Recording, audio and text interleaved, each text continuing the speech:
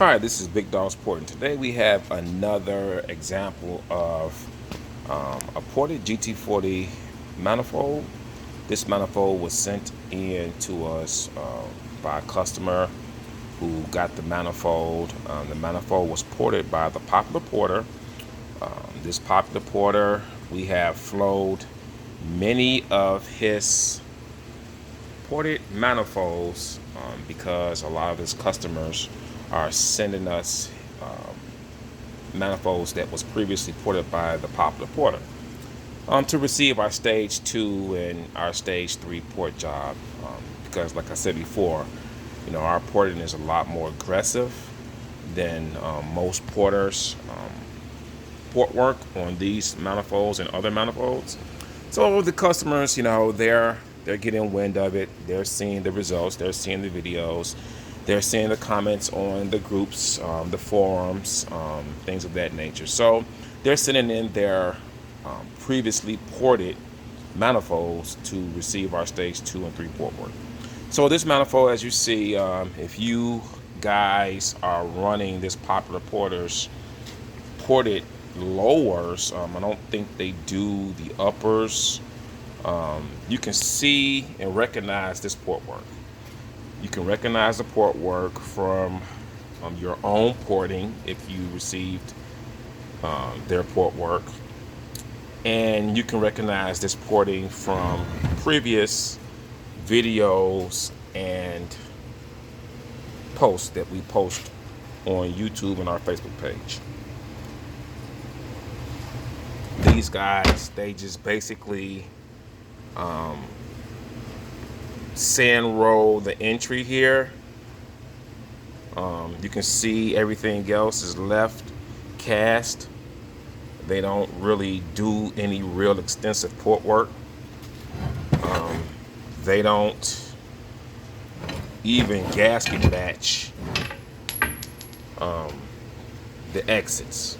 Basically, they just sand roll the exits, which really doesn't do anything.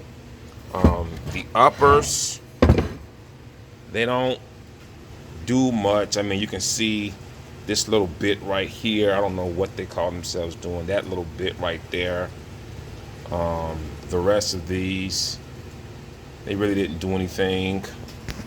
As far as a throttle body tunnel entry, they just smooth down a little bit. Really no port work.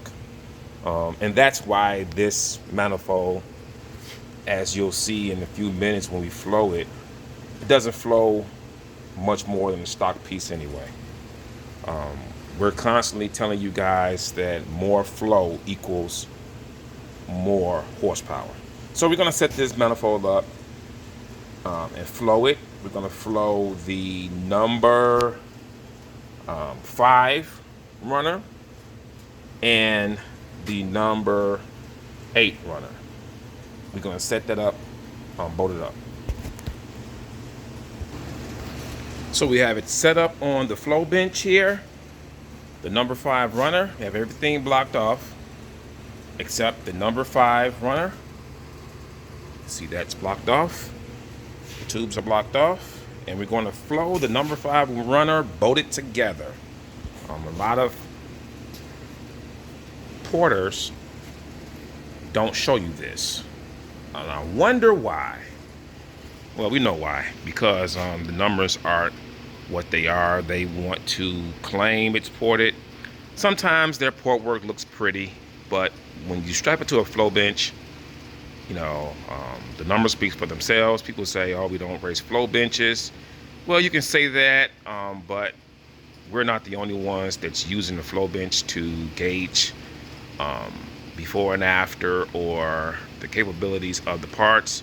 You have big companies, all the cylinder head companies, they rate their parts on the flow bench. So as far as that, we don't race flow benches. That's some bullshit. So we're gonna go ahead and flow this number 5, see what it does.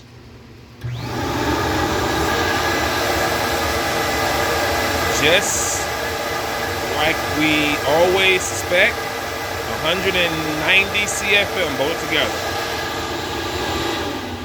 And that's what we typically see with this Popular Porter's lower, bolted to pretty much stock uppers. They gain probably, you can say, 10 to 15 CFM typically, but that's not always the case because these parts are hand ported by, porters like ourselves and him. So the consistency I've noticed when we flow his parts is just not there. Sometimes, they'll flow a little bit more than this. Most and oftentimes they flow what this just did. 190 CFM on the number 5 runner. Bolted together. So we're gonna go ahead, pause it, set up the number 8 runner, and we're gonna flow that. Now we're set up with the number 8 runner. I'm gonna go ahead and flow it. Number 8 runner from the Popular Porter's mildly ported lower. We call it mildly ported compared to what we do because, it's what he does is basically stuff that people can do at home. And we don't recommend it because if you're going to go through the trouble of taking these manifolds off to try to work them, you might as well get them worked right. That way you put them on, you can enjoy the benefits of a high flowing part. And here at Big Dogs, that's exactly what we do. That's how our porting style is, very aggressive. We don't do mild porting. We do porting that will give you significant gains. And a lot of times, we recommend to our customers to put supporting parts on their combo so it won't choke our port work. A lot of people, they just don't understand that you have to work the combo.